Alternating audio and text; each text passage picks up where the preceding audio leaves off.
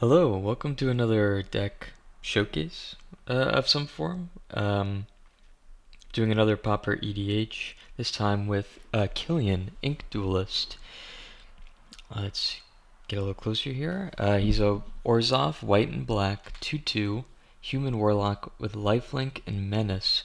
And spells I cast that target a creature cost 2 generic less to cast.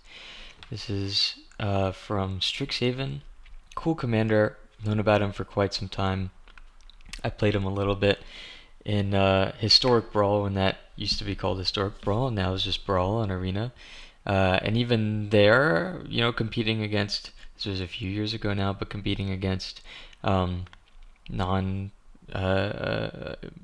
commanders of a greater power level was still very strong. So I knew when I'm, building Pauper EDH decks that he was going to be one of my first. So from reading his abilities, as you can probably guess, the main strategy we're focusing on is playing higher costed cards for a much cheaper, much more efficient cost ahead of the curve. Most of those, or all of those, have to target a creature of some kind. And so, especially in this format, the two, overarching types of spells that would target a creature that could cost, higher amounts of mana would be kill spells or removal, anything that targets a creature to remove it, or auras, spells that target creatures, to buff them. Seeing that Killian has two very relevant, very powerful keywords on him, lifelink and menace, giving him a little bit of evasion as well as some sustaining power. Those auras are going to be really powerful, and being in white and black, he's in the perfect colors for removal. And so we run a mix of both of those strategies, making sure that our opponents aren't able to do what they want to do with their creatures, that it's easy for us to get in damage, that we're getting some value off of our kill spells, and then plenty of auras and enchantments that target creatures to buff Killian. This is a bit of a Voltron deck. We're trying to give him more keywords, giving him more power, protecting him with our auras rather than with protective spells. And and gaining a bunch of life while we're doing that to get ahead of our opponents. Now, the real power in this deck, I think, in addition to the, or rather, another element to the cost reduction is that it speeds up our game. It makes it so we can play higher mana spells, more powerful spells much earlier, and reduce the load on our mana pool. We don't need to generate as much mana because our commander is doing so much of it for us. Our 8th card that we always have access to on turn 2 is gonna mana benefit our mana pool more than pretty much any ramp will.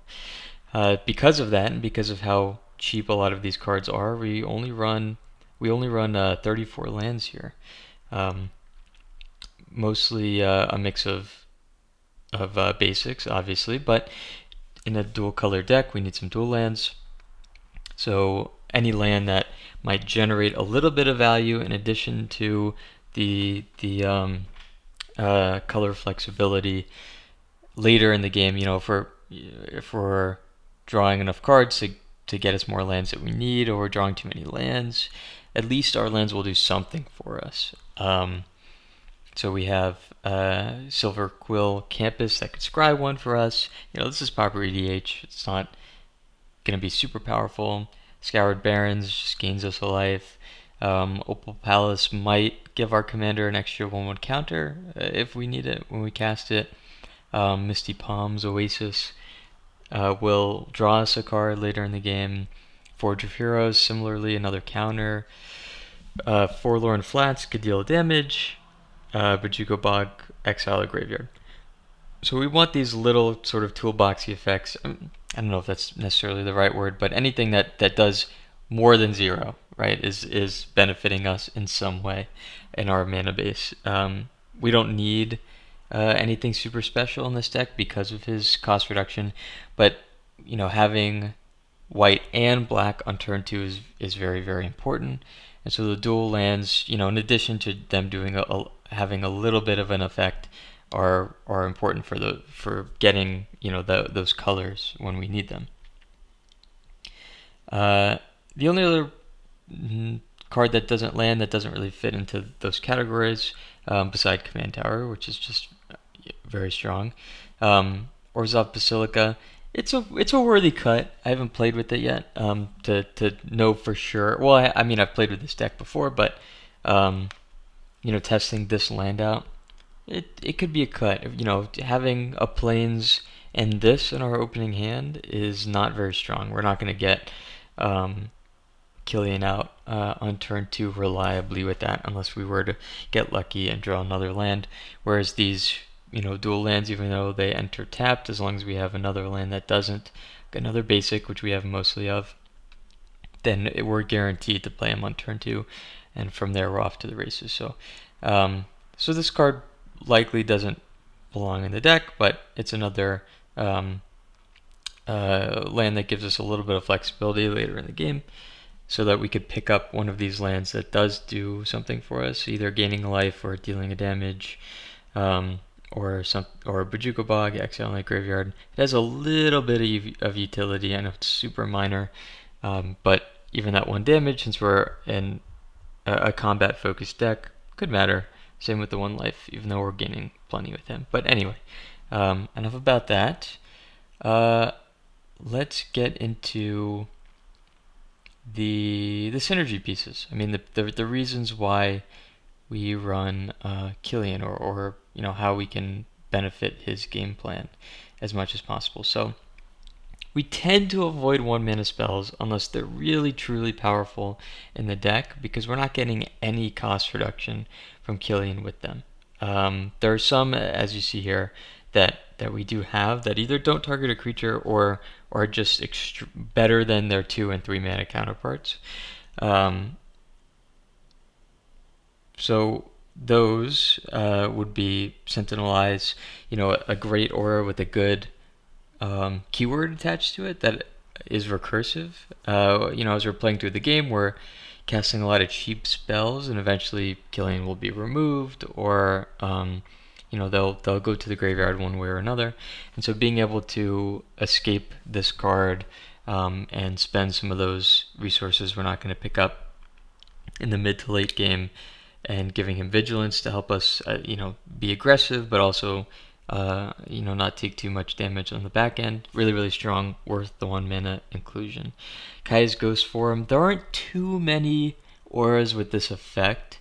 There are some at the 2 and 3 mana, but Kai's Ghost Form is very, very efficient. I mean, we're going to want it on a Killian. If we don't have a Killian out, there are some other creatures you could equip this to get some extra value. If Killian costs too much to play, which is a little unlikely, but regardless, these effects are so good with him.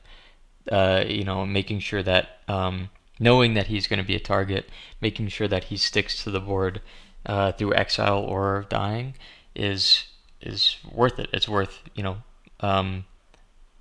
possibly losing a tiny bit of value from a spell that costs a little bit more.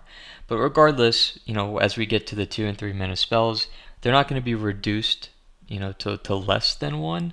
And so the 1 mana spells, we tend to want to avoid a wide variety of them, because most of our 2 to 3 mana spells are also going to cost 1 mana, and they'll give us a little bit more value.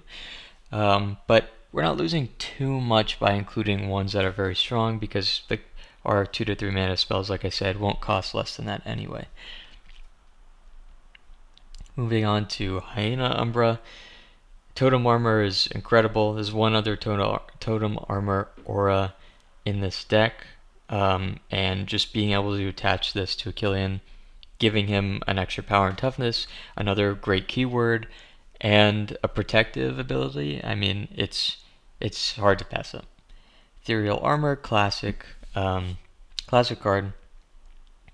let's see, it's in, yes, it is at the common slot. Just wanted to make sure I wasn't crazy. Uh, we're running so many enchantments that, 22, as you can see, that, including this in the deck is kind of a no-brainer. It'll pump him by a significant amount just for 1 mana, another relevant keyword in first strike. So it's worth the inclusion. The Edge of Divinity. I didn't know this card existed before I did this a deck, and I found it, and oh my gosh! I mean, +3/+3 for 1 mana is almost as good as Ethereal Armor. I mean, it's incredible, but it's less conditional. Yeah, we don't get that keyword, an extra keyword, but lifelink and menace already is great for just adding power and toughness to. We're gonna gain life no matter what we deal. We can, even if our opponent is blocking with 2 creatures, we're more likely to survive that combat. So very powerful, cheap aura. And then lastly, not that this is the weakest out of any of them, but it's the most vulnerable in a way. We do get a body attached to it, which is the main reason we're including it. A 1 mana aura that gives +1/+1 first strike, which is very relevant, and then leaving us a 1/1 with vigilance. If we put this on Killian and he eventually dies, or we can't get him back for one reason or another, then we have another creature with a good keyword that we can put some auras on, and try to stay in the game that way. A token, we don't, enchanting a token with auras isn't ideal, but it's worth it if we're desperate, which sometimes we could be. The other 2 1 mana spells, actually the only other 1 mana spell that targets a creature's Blacksmith Skill over here in the instant slot. There are quite a few protection spells in these colors at common, and most of them are pretty decent, though all of them usually target a creature and give either hexproof or indestructible, not both. And this targets any permanent and gives hexproof and indestructible. So we could potentially save an aura that's maybe even better than Killian, or not necessarily better, but keeping us in the game more than just Killian is. If our opponent is removing, has a spell like a Naturalize or whatever that can only remove an aura or one of our equipment, then this can save that as well if it's keeping us in the game. The flexibility on this really makes it worth it, which is why it's in the deck. We have another protection spell here. Let's see. Moment of Valor is a modal one, which is part of why I liked it so much. It's always going to cost 1 with Killian on the field, and it can either be a removal spell, albeit a conditional one, but a removal spell or a protection spell for him, which is really, really nice. And then Survive the Night, another excellent one. This only gives indestructible, like Moment of Valor, but it leaves us with a clue token, which could have let us draw a card later in the game or in another turn. Because we're playing so many cheap spells, we're going to be running through our hand really, really fast. And so including a lot of draw is very important. That's why we have some of these 2 mana sacrifice effects that allow us to draw 2 cards, Fanatical Offering and Eviscerator's Insight. Deadly's Dispute is the best one of these in this effect, but the treasure token isn't super valuable to us, and being able to flash this back late in the game, if we have a token with Cartouche Solidarity or another one of these cheap creatures we'll get to, or Killian is being removed anyway and we want to draw 2 cards to help us get back into the game, being able to cast this twice is kind of more valuable than that treasure token, which is why we have that here. A few other pieces of draw at the sorcery level with, black has so many of these effects. 3 mana draw to do something else. Each player loses 2 life. We've got Surveil 2, create a blood token, which will draw us filter another card, another Surveil 2, 2 mana draw 2, 2 mana draw 2, and then a few of our auras also draw cards. A few of our creatures get cards. Um, Drawing is super, super important in this deck. We have a Blitzball, which I'm sure is you've been looking at. It's right, very front and center here. We're going to be dealing combat damage with Killian hopefully every single turn, and so if we cast this Blitzball earlier to help, double spell in a turn or something like that, and we don't need it, much thereafter, or Killian is getting expensive, or we have enough protection spells, we don't need the mana anymore to cast them again. We deal damage, we sack it, we draw 2. It's got a little bit of flexibility in that way. 3 mana rocks aren't amazing, even in Pauper Commander. But being able to sacrifice this to draw 2 later in the game makes it pretty strong, actually. So that's a lot of our draw. Going back, let's finish off the enchantments here. So now going into the 2, 3, and higher. The 2 mana ones have to be pretty strong because we're not getting the full reduction effect, which means they'll be slightly weaker than at the 3 mana cost. And they're not, even though they'll theoretically cost the same with Killian out, if he's not out for whatever reason, they're going to be a little bit harder to cast, not by much, but a little bit. Is a very, very efficient deck, so we want these to be pretty good. So all that glitters, similar to Ethereal Armor, but also adding artifacts to the mix, just gives a huge power and toughness bonus, which is why we're including it here. Angelic Gift, drawing us a card, so it kind of doesn't take up a slot in our deck, and giving flying will help us get over a lot of pesky blockers, keeping us, alive with lifelink. Very, very strong. One of the only ways to get flying that it's pretty good, at least in Pauper at the common level, that targets a creature. Benevolent Blessing. This one is interesting. I like this one mostly because it has flash. There are other spells or other auras that have similar effects, but would remove, any other auras we have potentially if they're targeting Killian with a white or a black spell. This one specifically doesn't remove auras and equipment, so it's kind of worth keeping. But protection from a color is a little bit better than Hexproof or Indestructible in some instances, and a little worse in others. So it's not quite as generically good as Hexproof and Indestructible, but nonetheless, it's a worthy inclusion just to make sure that we have multiple ways of protecting him. Bonds of Faith, I think, is just a really fun synergistic piece for this deck. We don't have to target our own creatures with Killian, as long as we're targeting any creatures. That'll become very relevant when we get to the removal.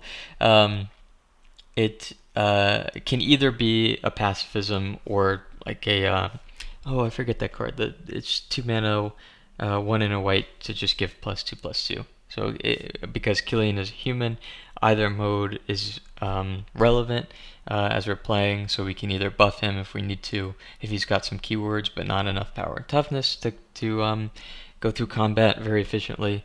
Then we can do that. Or if an opponent's creature is a problem, then we can lock it down. Fungal Fortitude is another similar effect to Kaya's Ghost Form, protecting Killian. This one, however, has flash and gives him 2 extra power. This is very strong aura in the deck. Returns him tapped, which is a little unfortunate, but I think still totally fine. That effect is really, really strong. Skeletal Grimace is probably the weakest of these that we have. Beside the creepy art here, it requires us to pay mana to regenerate him, and regenerate is basically just giving him indestructible, but tapping him down while doing so. So it's a bit of a drawback, but that effect is good. The protection effect, the repeatable protection is worth, I think, the inclusion. Something like the spell we just saw, Fungal Fortitude, is very, very strong, but it it can only give us that protection once, unless we have a way to get it back somehow.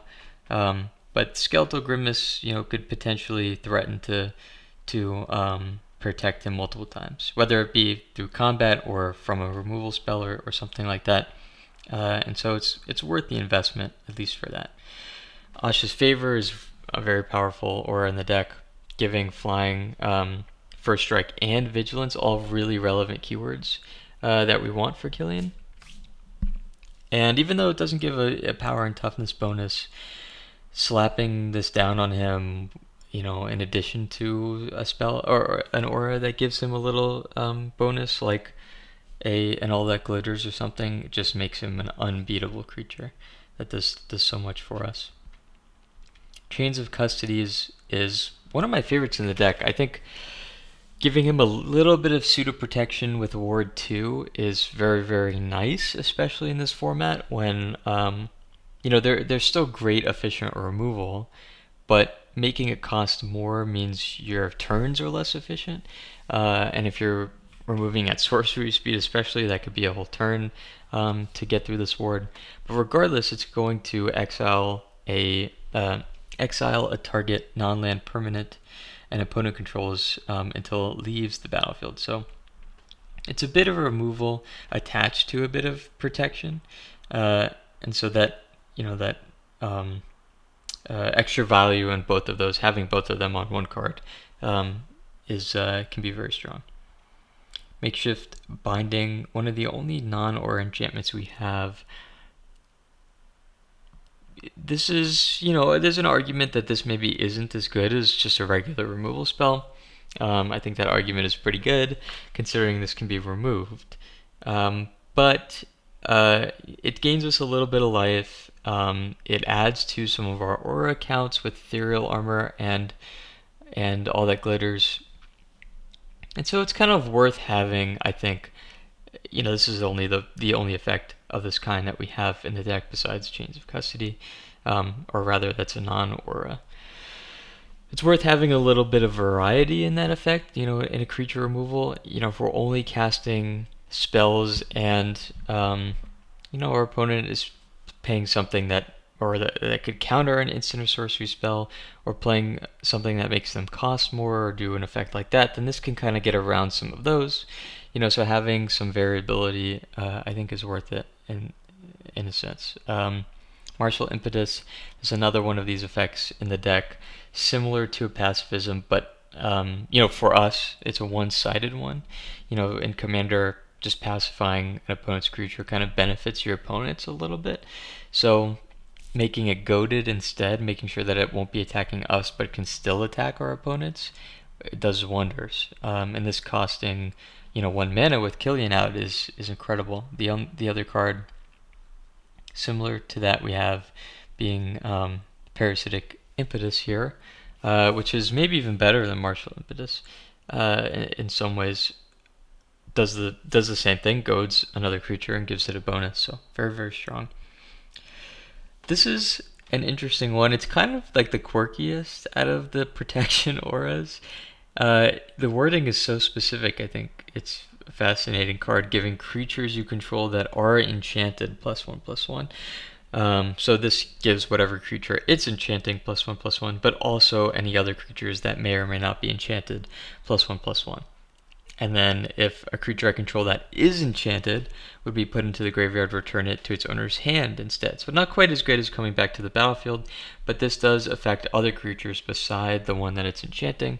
And so if you have this on a Killian, if your Killian has 3 other auras on it, it's super beefy, and you have another creature that has a decent keyword, or you're worried about putting too many auras on Killian when you don't have a protection spell, then you could attach one to another, and with this out, kind of protects them both, busts them both. Unholy Indenture, another protection spell that brings it back to the battlefield with a counter. This one doesn't bring it back tapped, so that's pretty nice. It buffs it and allows us to block with it if need be. Candlelight Vigil, one of the biggest auras we have, or biggest bonuses we have in the deck, giving +3/+2 and vigilance. very, very strong in the later game, or just, after playing Killian, playing this on turn 3 and attacking with him, that's pretty good. Twisted Embrace, probably one of the strongest that we have in the deck. It's a true flat removal, destroying a creature or a planeswalker and giving a small bonus.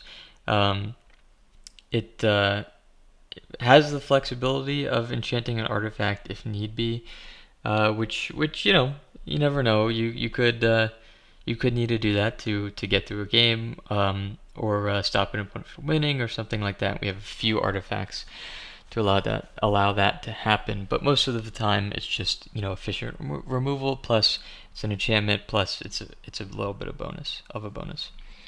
Mammoth Umber being our last aura here gives +3/+3 and vigilance and totem armor. Definitely the most powerful just in terms of what it does by itself. Other auras are slightly better, more efficient in different ways, but this is one of the best to draw in a game. Alright, auras done. Let's move on to the removal spells. The other reason really to play Killian. In our sorcery slot, they have to be especially good, not being at instant speed.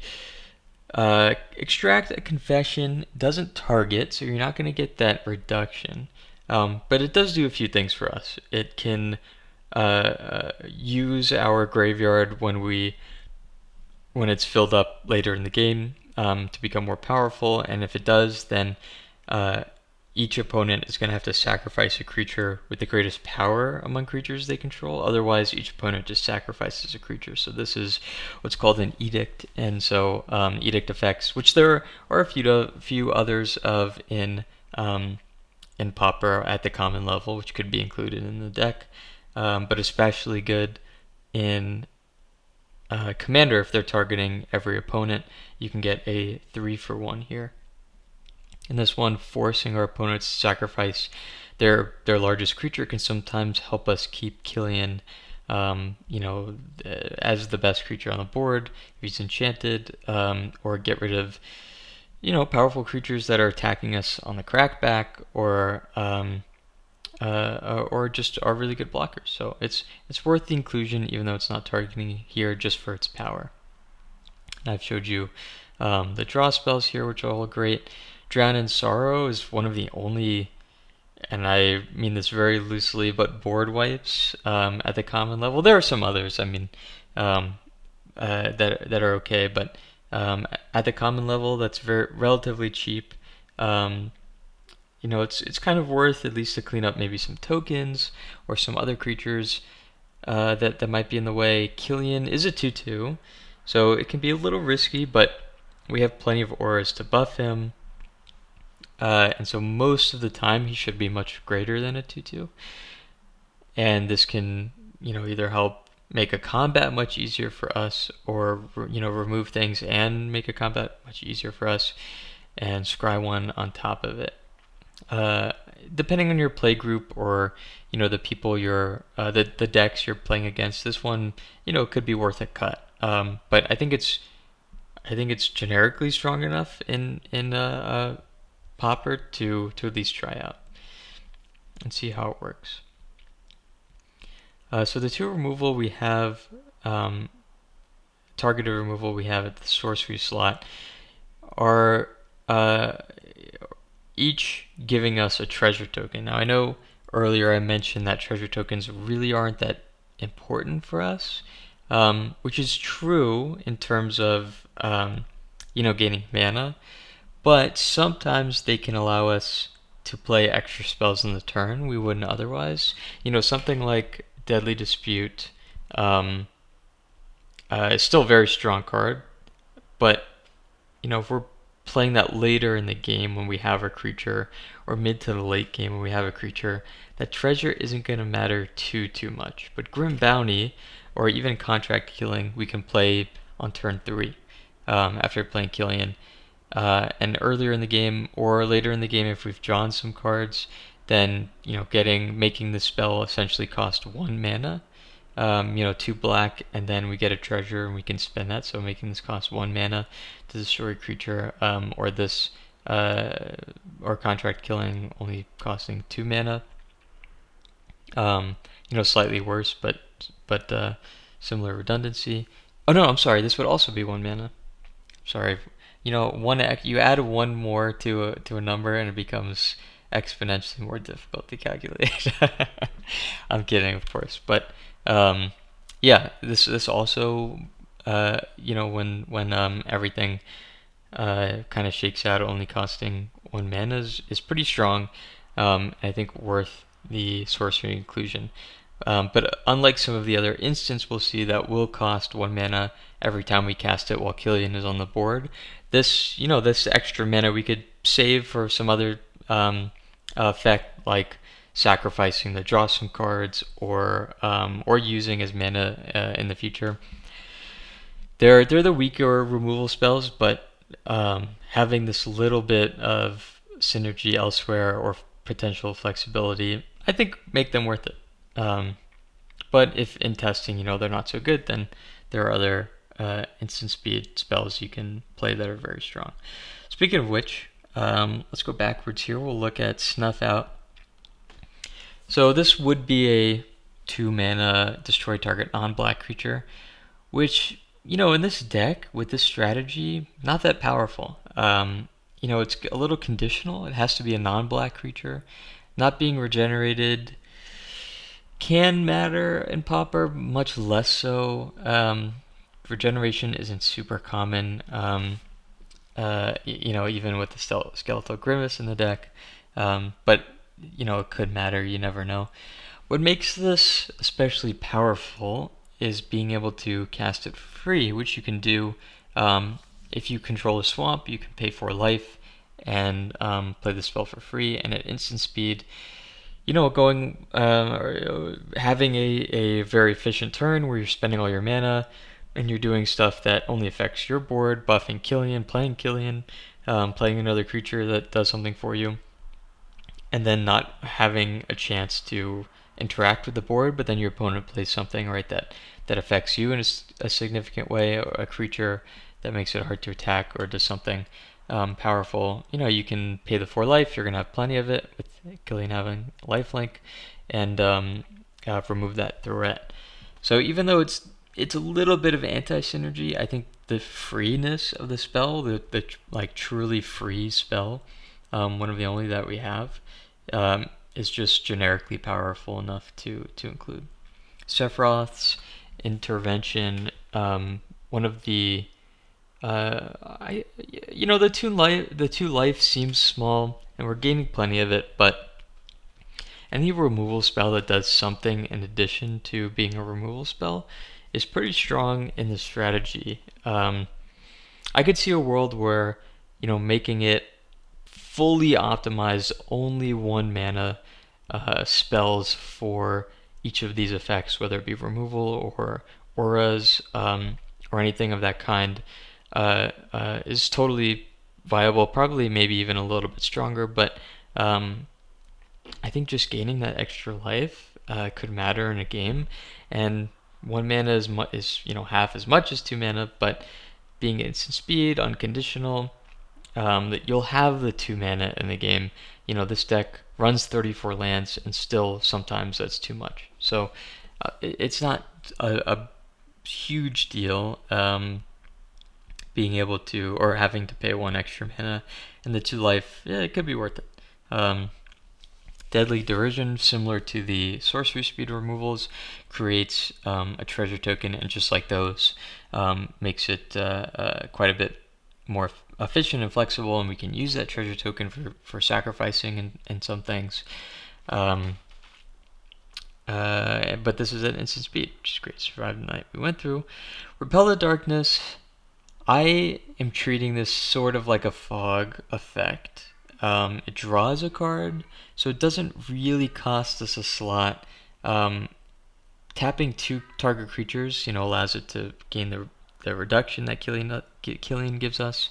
But it's not super strong outside of that. But nonetheless, I think treating it like a fog that replaces itself is, makes it seem really good, but that's how it plays with Killian. So, it's worth including for some tricky strategies, or if you don't, if he doesn't have vigilance, and we're later in the game, this is worth holding up to potentially save yourself. Ob Cruelty, possibly the best removal spell in the deck. This is 1 mana with Killian on the board. At instant speed, giving a creature -5/-5 and exiling it when it dies. This kind of gets through everything you could want except for hexproof. Gets through indestructible, and exiling it makes sure no effects can happen in the graveyard with that creature. It's just a very, very solid spell. If we could have only these, we probably would.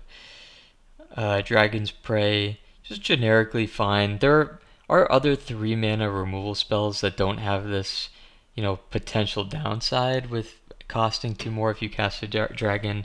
There aren't too many common dragons, though they do exist. But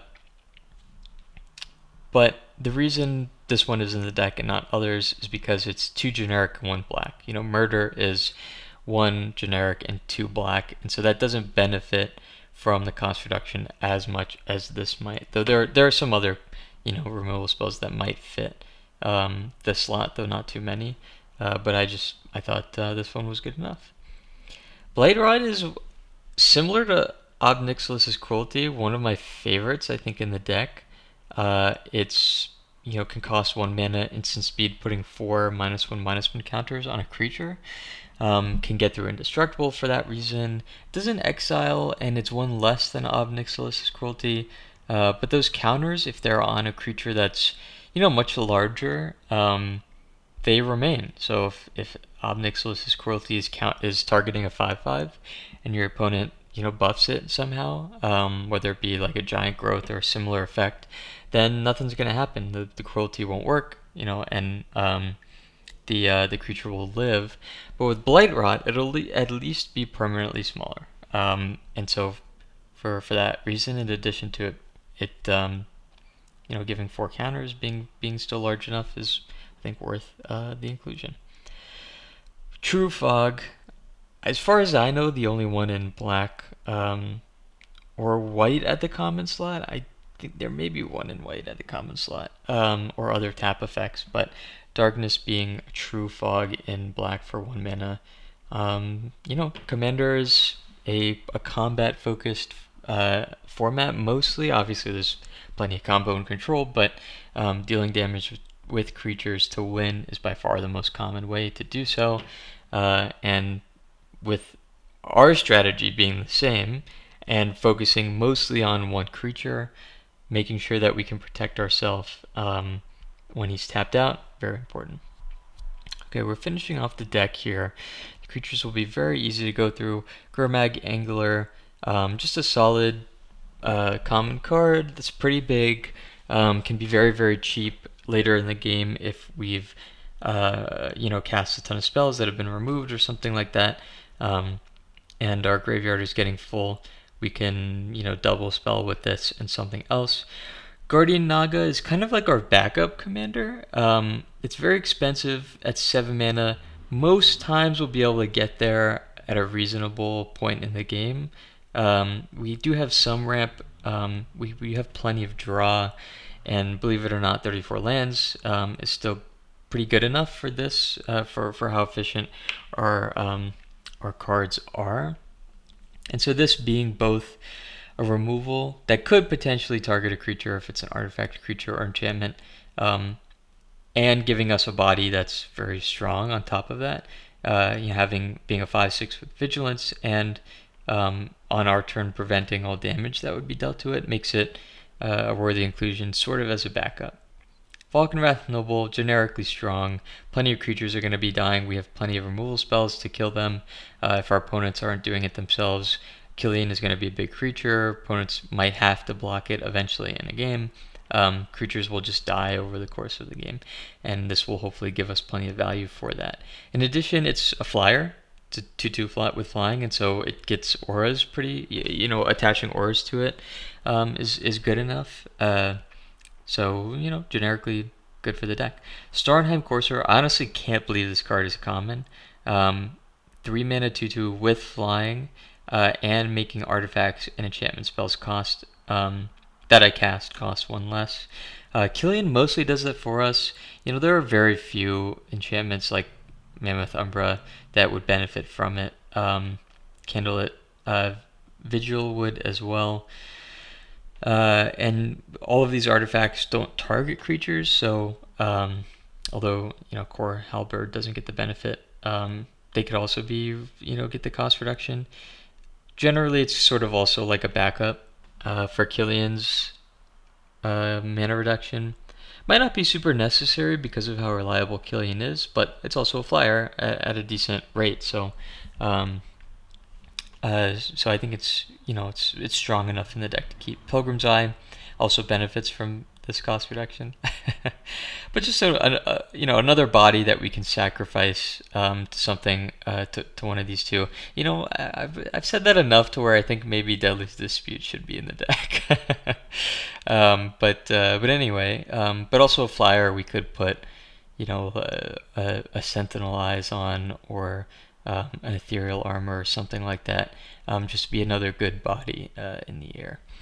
Ironclad Slayer returns an aura or an equipment from our graveyard to our hand. There are not many effects like this. Maybe this is the only one too, I'm not sure. But our commander is going to be removed and he's going to have auras attached to him. Maybe some of our artifacts will be destroyed. We don't have many equipment, but getting those back could be useful. You're going to have something in the graveyard for this to pull back, and a 3/2 body is pretty good for 3. Potentially could trade with another card, making this like a 2-for-1. So very strong. Heliod's Pilgrim, similar, not quite as good of a body, but this can get us an aura from our library into our hand, and searching your library in that way makes the deck a little bit more consistent, allow you to get the exact thing you need at the exact time. So if you don't have a way to protect Killian, maybe you get an aura that can do so, whether it be Totem Armor or something like Akaya's Ghost Form. Or if you have those protection effects and you need him to be a lot bigger than he is, or get a few more keywords than he has, this can do that for you. Grim Guardian, similar to Falcon Wrath Noble, just gives us value over the course of the game. We have 22 enchantments. This is going to affect proc multiple times over the course of the game, and give us plenty of value there. It's not a synergy piece aside from the fact that we have so many enchantments. If you wanted something that was either an additional piece of protection, or something to buff Killian, or another creature that could potentially be a good target for auras, like something that has heroic, I think it's an absolutely valid switch. Spirited Companion, another enchantment and creature. It replaces itself, can be sacrificed. It seems like, why is this in the deck? It doesn't really synergize too much, but just replacing itself and being a blocker, helping us get through our deck faster, giving us a little bit of value in a few avenues, I think is really strong. Similarly, Kindly Customer does same stuff, it's just not an enchantment, and getting extra draw effects are very useful. Nyxborn Unicorn, pretty strong card for the deck, having Bestow, making it both an aura and a creature, so we can attach to Killian. It does get the cost reduction effect as well, Bestow. There are very few other Bestow cards at common. They might all be worth including in the deck, but this one in particular is pretty strong, giving both +2/+2 and another keyword that can help some of our smaller guys. Lastly, onto the artifacts, mostly just the equipments. Bender's Water Skin is kind of an iffy inclusion, but with the number of instances we have, making sure that we can do something on our opponent's turns, that interact in some way, whether it be to protect Killian or remove something, this just guarantees that we can do that every turn cycle. But you could include something else that's tuned slightly more for the deck. Orzhov Signet is one of our ramp, but kind of mostly making sure that we have the right colors that we need whenever we need it. This just casts Killian if we need it. If we have a bad opening, we drew 2 planes or something like that. And this, at least we can get there, even if it's a turn leader. Great sort of tier, great equipment, especially in a Voltron strategy. It buffs him, giving him counters, which don't go away, and taps down a creature the defending player we controls when we attack that player, so it can help us get through, and it buffs him, which stacks over time. It's also very cheap, so great spell there. Black Mage's Rod, similar to Falcon Wrath Noble and Grim Guardian, it's kind of just getting a little bit of value off of casting our spells. Brings us a creature along with it, which could be relevant, but we could always equip this to Killian if we need to get rid of that creature. And whenever we cast a non-creature spell, it's going to deal 1 damage to each opponent. I think Grim Guardian it's also each opponent, nice. Yeah, and that's more valuable in a 4-player format. Arcane Signet, good for making sure we have the right colors of mana, 2 mana ramp. Artifacts are less likely to be removed, especially in Pauper. So still a worthy inclusion. Our deck's super efficient. We don't necessarily need it, but what a spell like Arcane Signet is really good at doing is allowing us to double spell in a turn. So on turn 3, after we cast our Killian, in Duelist, we can play an Arcane Signet and an Aura to attach to him with the cost reduction, and then that will allow us to be more efficient later in the game, or if we're not drawing lands or something like that. Wayfarer's Bauble gets us a land from the deck for 1 mana. Renegade Map does the same, brings it to our hand, which is also totally fine. We're not going to really need to ramp in this deck. Just playing 1 land a turn is going to be enough for us because of our cost reduction. And this is just a very efficient way to do that. We can play this on turn 1 if we don't have anything else. Play Killian on turn 2 and get another land, or if our hand is a 1-lander. If we only draw 1 land in our opening hand, and then we can play this turn 2, get the other color we need, and still cast Killian on that turn, which makes this very, very reliable. It's a bad draw later in the game. It kind of does nothing for us, but making sure that we can always cast Killian on turn 2 is really important, and this is way better at that than even Wayfarer's Bauble. And way better than Traveler's Amulet as well. Lastly, Core Halberd, another way to give him vigilance. Very efficient equipment at the common level, trying to maintain that efficiency.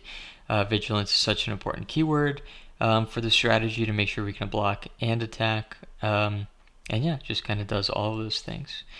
There are a few cards left over here that you can include. Apostle's Blessing, potentially free protection, which makes it very, very powerful, but it is protection. And so if you protect against color white or black, it could remove whatever you have attached to him, which is why it's sort of a maybe.